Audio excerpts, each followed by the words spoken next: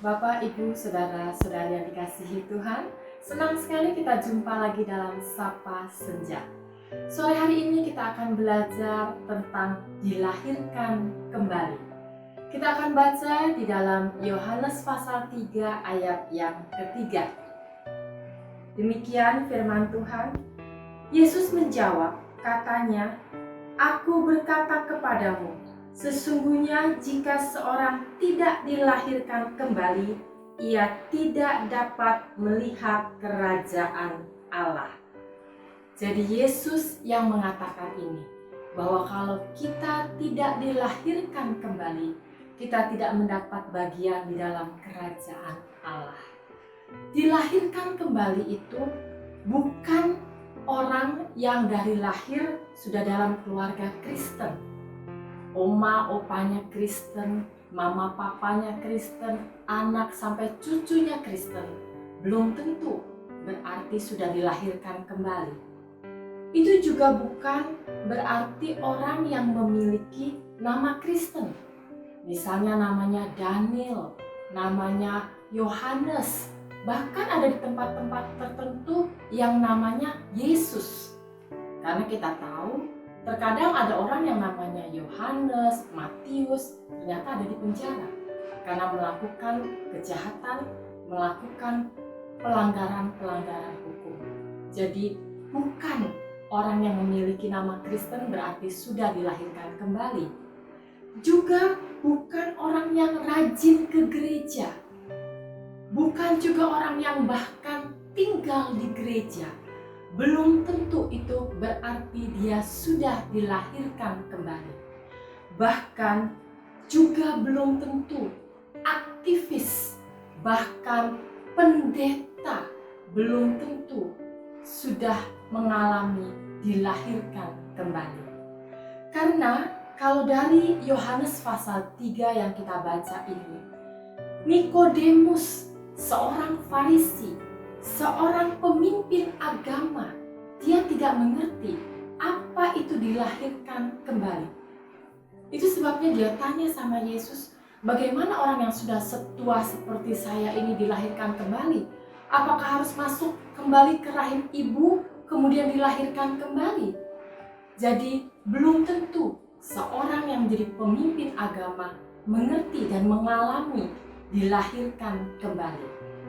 Kita akan lanjutkan, kita baca di dalam Yohanes pasal 3 ini, ayat 5 sampai ayat yang ke-7.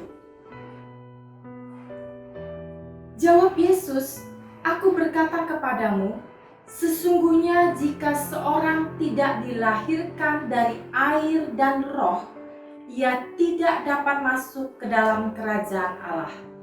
Apa yang dilahirkan dari daging adalah daging, dan apa yang dilahirkan dari roh adalah roh. Janganlah engkau heran, karena aku berkata kepadamu, kamu harus dilahirkan kembali." Jadi kata Yesus, dilahirkan kembali itu adalah dilahirkan dari air dan roh. Sekarang kita bandingkan dengan Titus pasal 3 ayat 5 dan 6. Demikian bunyi firman Tuhan. "Pada waktu itu, Dia telah menyelamatkan kita, bukan karena perbuatan baik yang telah kita lakukan, tetapi karena rahmat-Nya oleh permandian kelahiran kembali dan oleh pembaharuan yang dikerjakan oleh Roh Kudus yang sudah dilimpahkannya kepada kita oleh Yesus Kristus, Juru Selamat kita."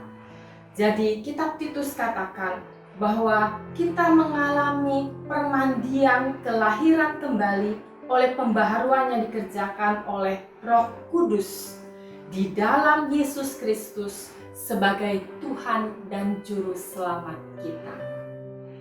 Kita akan belajar ternyata ada tanda-tandanya kalau seseorang itu sudah dilahirkan kembali.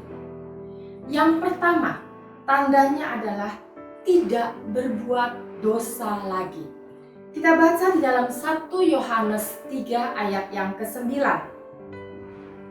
Firman Tuhan katakan, "Setiap orang yang lahir dari Allah tidak berbuat dosa lagi, sebab benih ilahi tetap ada di dalam dia dan ia tidak dapat berbuat dosa karena ia lahir dari Allah. Jadi kalau kita katakan, saya sudah mengalami dilahirkan kembali, berarti tandanya yang pertama, kita tidak lagi berbuat dosa. Kemudian tanda yang kedua adalah saling mengasihi.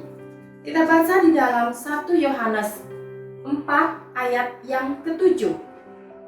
Firman Tuhan katakan, saudara-saudaraku yang kekasih, marilah kita saling mengasihi, sebab kasih itu berasal dari Allah.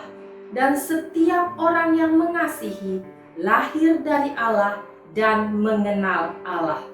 Jadi ayat ini katakan, kalau kita lahir dari Allah, karena Allah itu adalah kasih, berarti kita akan saling mengasihi. Mengasihi kepada Allah dengan segenap hati, segenap jiwa dan roh kita.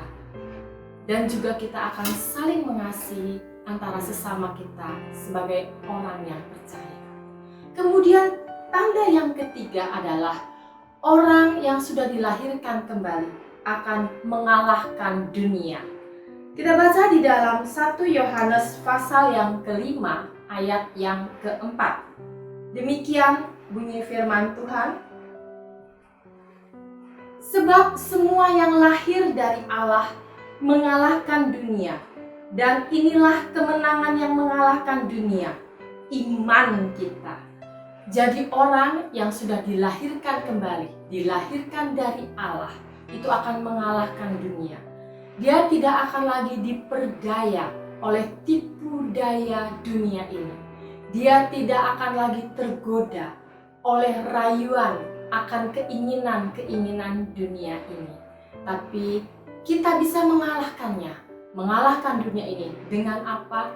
Dengan iman kita di dalam Tuhan Yesus Kristus. Amin. Tuhan Yesus memberkati.